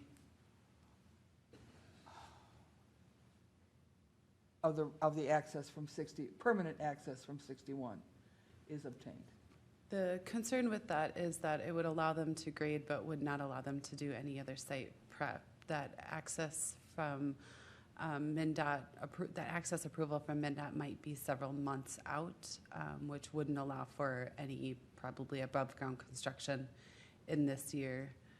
I believe if the commission wants to keep this moving forward, that condition would be most appropriate on the conditional use and site plan approval. And even though that the access is, if you could zoom out a little bit more, the access is as part of that plat, it's just essentially platting out the existing roadway that isn't encumbered by easement. I'm sorry, I thought that MnDOT had given construction access. They have given construction access. Is like, did they say just grading or was it like construction access? Full construction access So to build the they would be building. able to construct. They would be able to construct, but if you had said to not allow for anything to hold off on that final plat. So as a reminder, this is city land. They don't have permission to necessarily build their building on city land. So we'd be having to work through some other legal mechanism to allow for that construction in advance of that plat being recorded. Okay. There's just some hiccups in kind of, I think, that the creation of the land, because the land is there, the parcels, the lots. The creation of the lots themselves, the transfer of those lots, when grading occurs, when building occurs. The city council has said, we're favorable to you potentially having to grade on our land, but I don't know that the city wants to start entertaining agreements for the actual full-scale construction of this facility on our land. But in order for that full-scale construction to begin, we need actual lots there to swap out with one another. So that's where I think the allowing for the council to consider preliminary and final plat, and then placing those kind of use restrictions on the conditional use permit and the site plan approval is most appropriate. Did that make sense? It looks like the applicant's excited to jump in with further knowledge and wisdom for us. He's got paperwork. This can't be good. Mr. Chair, Commissioners, I just wanted to clarify on what I believe that number 7, the intent of that number 7. So the area called out east of the future access road, between 61's current right-of-way and the future city road, there's essentially what's drawn as a lot that's stuck between the future access and County 61. The intent of number 7, my understanding and the intent of number 7 is to dedicate that space between 61 and the future access as dedicated to the public. So therefore, it's not 61 right away, it's not our property, it's dedicated to the public. For that Public future road. road So who's, extension. whose Who takes property is care that of then? It'll be the city's. Yeah, it's a public road. It'll become a public road upon construction and acceptance. And so, just. A road we are not building. No, we don't build a lot of roads that we plow, so. So we mow the grass there then too? Between the That Hut was Freeway something and the road, right? Easement. If we accept it, Well, then, isn't that what we're saying? Well, we won't accept, I mean, we'll accept that land, but we won't accept those improvements until the whole project is completed. But then, yes. right, but then we would mow the land like a Yep. park or some other public we have. Yep. All right, That's on our Questions? property. I'm sorry? That's on our property. Yes. Yep. And I can sit down there and picnic then on public property. Watch the traffic. Watch the airplanes. Is everybody clear on what number 7 is? Other questions? Thank you. On the recommendation for the preliminary and final plats? If there are no questions or comments, I'm looking for a motion to approve or deny. Again, we're recommending to the city. Kevin? Mr. Chair, I think there's a motion already on the table. We're still waiting for a second. I think you made the motion already on the first one with the 7 conditions. Are you withdrawing that motion, or? No, I was just reading, this is what we're gonna Clarifying. discuss. Okay. Because there's 3 I gotta go through tonight, and I just Okay. said, boom, boom, boom. No, I did read, I'm sorry, if that came on as a motion, no. Okay. Mr. Chairman, I'd like to move forward with a motion to accept it with the 7 conditions that apply to this, the following conditions for this permit. I have a motion, do I have a second? I second the, recommend to the city council approval of the proposed preliminary and final plats, just so that I keep track of which one we're doing. Yes, ma'am.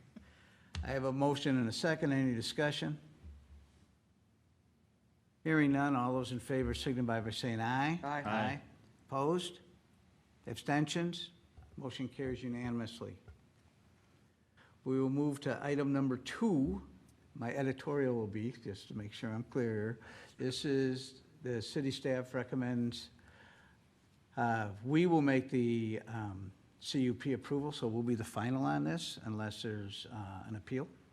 So for the CUP for the Environmental Center, per the 11 conditions, Any discussion on this?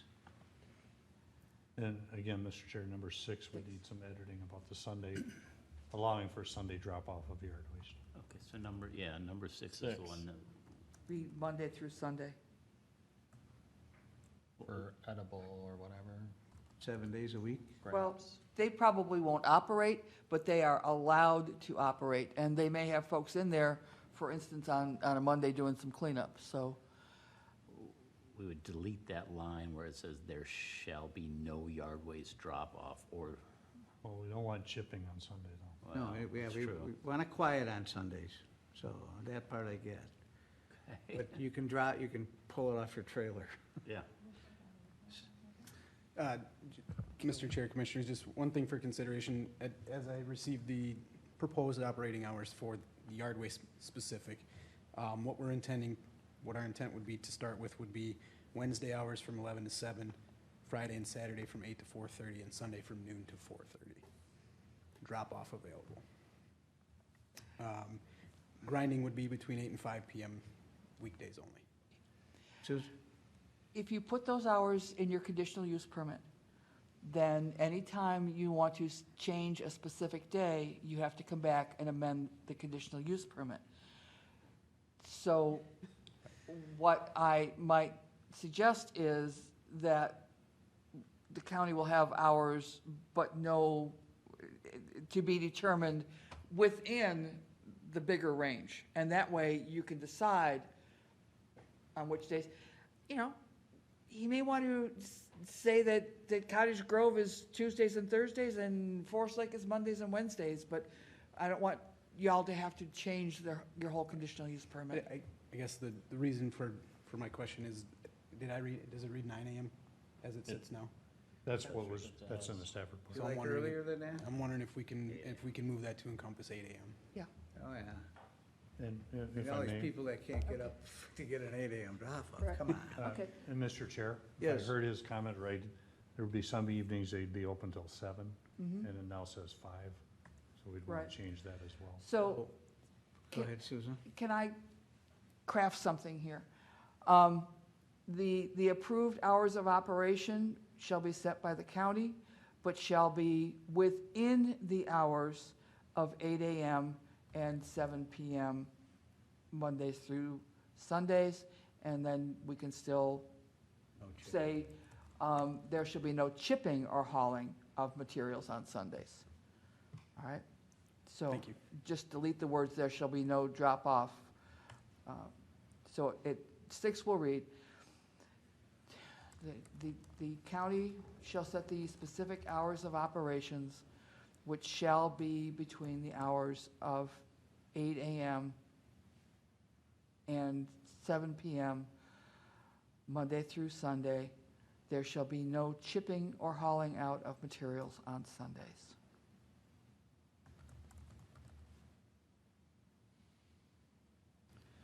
And that way, we're not just specifically saying operations only for yard waste, but they can operate their site, any parts of it, within the broad hours, they make the specifics. And this is also the one we want to put in the condition on 12 being no occupancy permit until county receives access to Highway 61. Permit receives permission and improves, Okay. right? Because we want to Yeah. have that full access in place before they're going to occupy it. Yes. The only other one that I would recommend is that the conditional use permit, and again, then for the site plat approval, that those don't become effective until that plat is approved. We want to make sure that we get those lots created for this use to occur on those lots. Yes. You don't need a condition for that, though, in the CUP, right? One of the two should have it. Let's put it in the CUP, and that would be number 13. Can you repeat that one, please? Gosh, I was in the middle of typing the no occupancy try it. permit. The CUP will not go into effect until the final plat is recorded. Because that CUP is tied to a specific Yep. lot that's in the Yep. final And plat. it's tied to a specific use, So they could build the building as part of their site plan approval, but they can't actually use that building yet until they get the plat and access. We're all on the same page, right? This is easy stuff. We got it. All right, so we So have, this is grammar Tetris. so we have 14 conditions? 13, 13? Okay. because 12 was about the access. Any other discussion? Or, otherwise, I'm looking for a motion. Mr. Chair, I would move approval of the Washington County Northern Environmental Center conditional use permit with conditions 1 through 13, with conditions 12 and 13 as added this evening. I have a motion, do I have a second? Second. I have a motion. And a second? We do have a question. Okay, wait, hold on. I have a motion and a second, discussion on the motion. Number 6, do we need to address the change in number 6? I know we we need talked to. about it, but do we have to address it in the motion? I thought she did as Y- part of the Oh, motion. it's, you know, 12 and 13. Right, Changes. good catch, as, with 6 as amended. Thank you. And seconder, I'll second that, yes. okay, thank you, Kevin. I told you these would be complicated. It only takes 8 of us to figure it out, right? Stay on top of it all.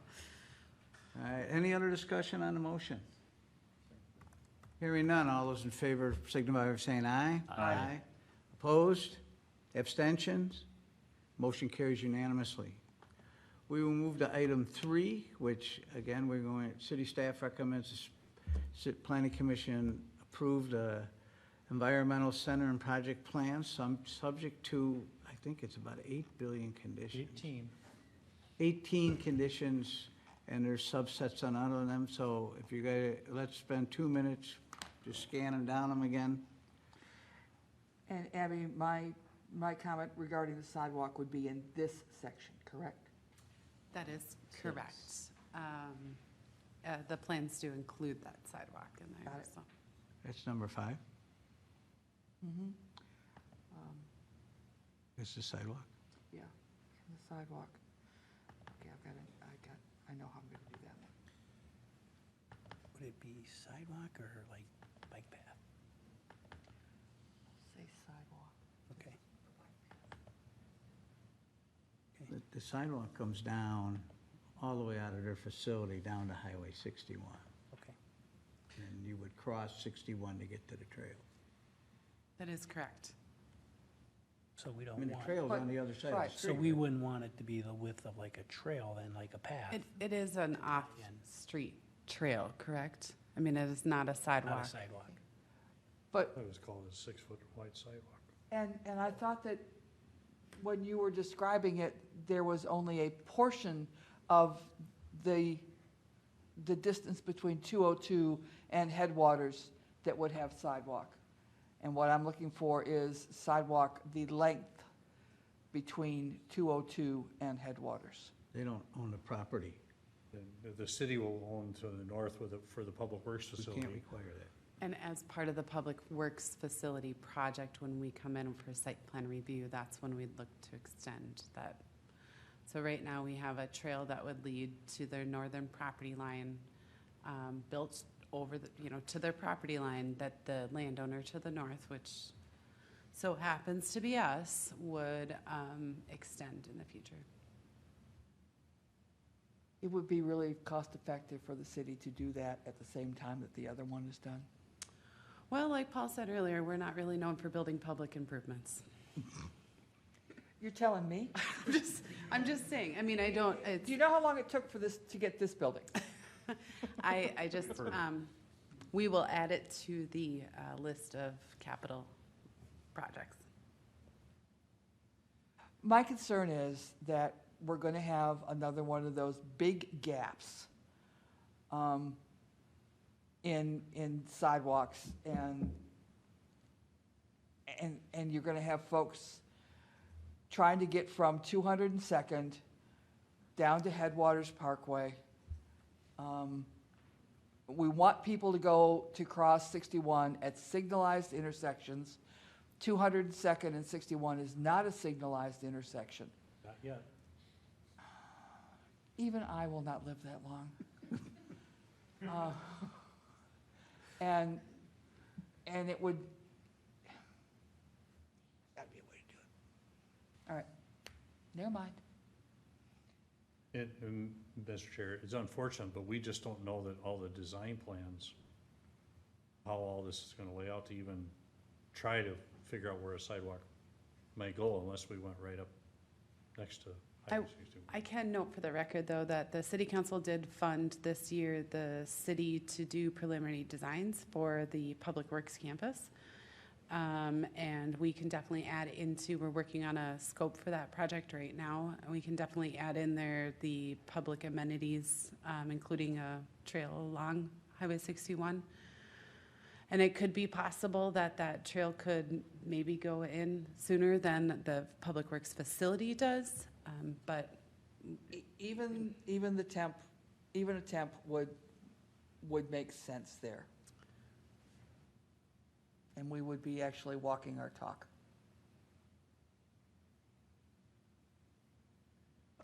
duly noted for the record. Other questions on the 18 conditions? Comments, concerns? We're okay with 25-foot tall light poles close to residential, that's pretty typical. They need to have Shielded. downward shields. Yeah, I They saw have that. to be at point, .04. at the lot line. Any other questions, comments? If not, the chair is looking for, we're the final on this. You are the final on this. I will make a motion, Mr. Chair. I will make a motion that, to recommend to the city. Nope. We're at the final. I'm sorry, we are the final. The Planning Commission approve Washington County Northern Environmental Center, the site and project plans at 19901 Forest Boulevard North, subject to the following 18 conditions as stated. I have a motion, do I have a second? Second. I have a motion and a second. Any discussion on the motion? Hearing none. All those in favor signify by saying aye. Aye. Opposed? Abstentions? Motion carries unanimously. Good luck on your project. So what happens now is that the Planning Commission makes the final decision on the CUP and the site plans. The public has 7 days to appeal that decision. If it's not appealed, then it's 7 days, it becomes automatically approved. If it is appealed, and there's a cost associated with that, if it is appealed, then the city council will take it up. Otherwise, the city council will take up The final plat on August 28th. the final plat on August 28th. Good luck with your project. Welcome to Forest Lake.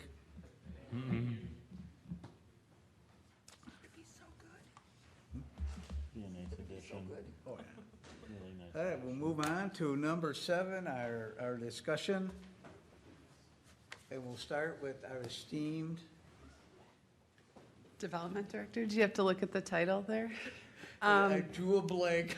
That's okay. Just a couple quick updates. You do have meetings already set for August 23rd and September 13th, just so the commission is aware. However, while we are still slamming and jamming and you're seeing stuff come forward, it feels like there might be a slight slowdown as we're getting closer to the weather, the risk of weather. We are looking at least one application that is planning for spring, which is really nice. We've got somebody that's like way ahead of the curve, so that's really great. But just know you got a couple agendas coming up for sure. Right now, as the Planning Commission may be aware, the city has not held regular, what was former Parks, Trails, Lakes Commission converted to Park and Recreation Commission meetings for some time. The council has elected at the moment to not fill those positions. They were those volunteers were instrumental in helping put on our community corn feed at the last Arts in the Park. So we are looking for Arts in the Park volunteers. August 29th, I think like 5 to 8-ish. If you're interested, reach out to me or Jamie Moucher, the Parks and Recreation Supervisor. Yes, Commissioner Young? The Rotary has already decided that that will be our social that night, so I will probably be able to con the Rotary members into volunteering at that event. Well, if you wouldn't mind reaching out to Jamie or reaching out to Rotary, I did mention to her there might be certain civic clubs that might be interested in helping do that. That is a city-sponsored, fully city-sponsored event. If you're not familiar with it, you can come out for a free corn cob. I'll be able to confirm it next Wednesday. Okay, that's great. And then lastly, I think many of the commission members know that we have set a priority to update our zoning code to get conformity to the comprehensive plan. That is I call it the octopus in a box project, right? There's just like every time we start really looking into it, you find something else and you try to shove that in. So really what the new approach that I'm starting to take is that we really look at these bite-sized chunks. What can we really get done in this next 3 months or whatever? So looking at the last quarter of the year, third of the 3 months, whatever it is, however long we have left. There'll be 2 code amendment processes that will be running concurrently. One will be working specifically on code enforcement, improving the city's nuisance ordinance and administrative citations process.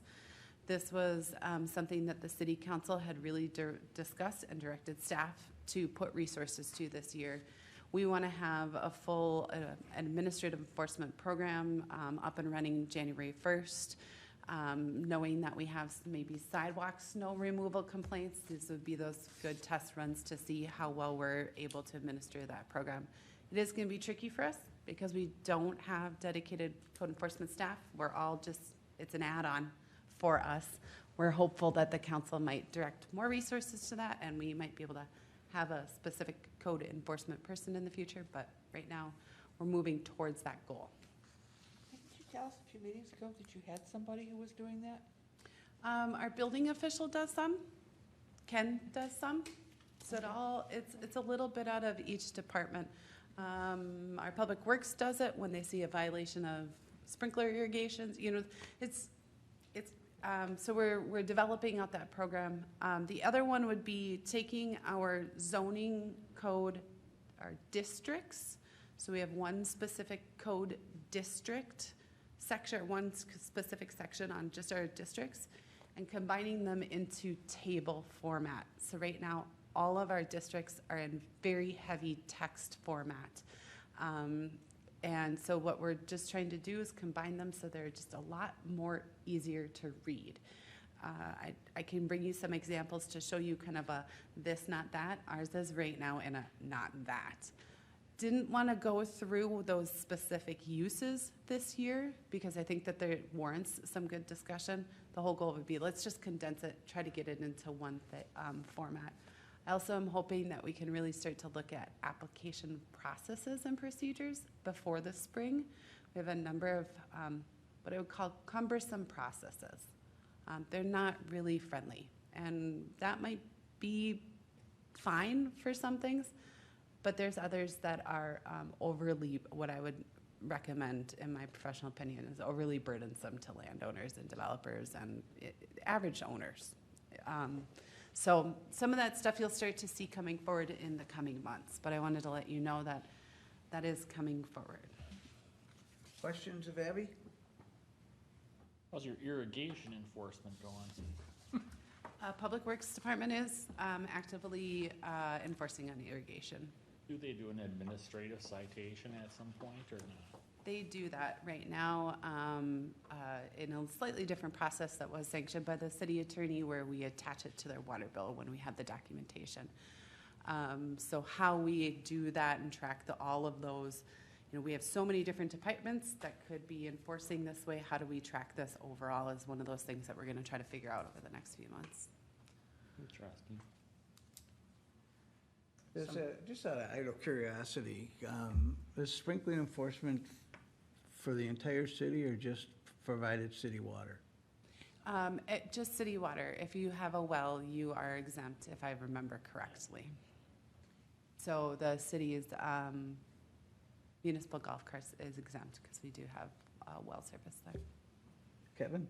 Abby, some of the cities have like a secondary meter on your water meter that when you're watering your grass, it's regulating the water that's just going onto the grass and not like normal meters where they're regulating and billing based on water going through the storm sewer.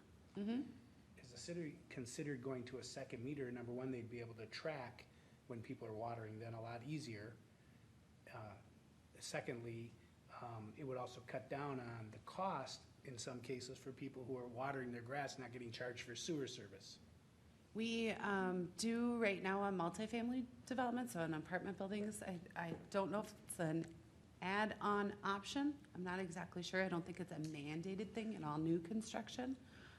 I can certainly look into that, but I do know that we do have some multi-tenant buildings that have implemented those, so.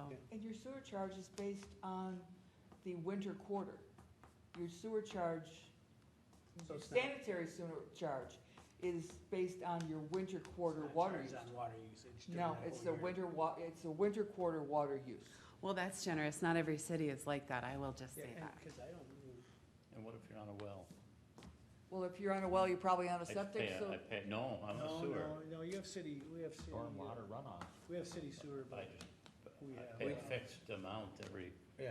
Happy to get some updates for you guys from our Public Works Department and utility billing and provide that back for you at a later time or via email later. Ken? I have nothing to add. Do we have Councilperson Roberts online tonight?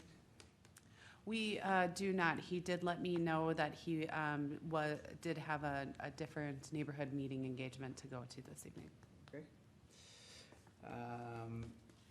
Justin, anything?